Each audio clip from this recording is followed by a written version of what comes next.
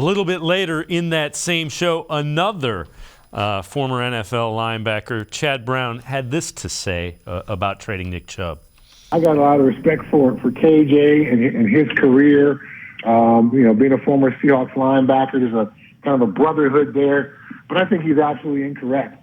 What great quarterback is not helped by a great running game? I don't understand the thinking that those two are incompatible. Your offense is going to be better if you have some balance. If you want your quarterback to throw the ball 70% of the time, maybe then you can go with that kind of thinking. But I think we want balance. Part of the reason why the Eagles were in the Super Bowl wasn't because Jalen Hurts threw the ball 70% of the time on offensive snaps. It's because they had some balance. He ran the ball. They ran the ball well as a team. And when they headed to running backs, and they threw the ball well. Balance is critical.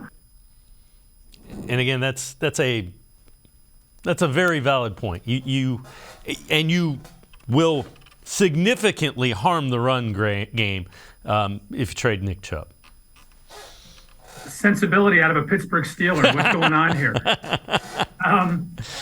Yeah, I totally agree. I think, and he brings up an interesting point. I think that Eagles model that you saw this year is one that I think the Browns are going to take a very close look at this offseason. They had a very effective running game, and it was very simplistic. And again, there were some RPOs and there were some other kind of interesting things that they did because of Jalen Hurts' skill set, which is very comparable to what Deshaun Watson does. So I do think you're going to see a different look out of this Browns offense last year.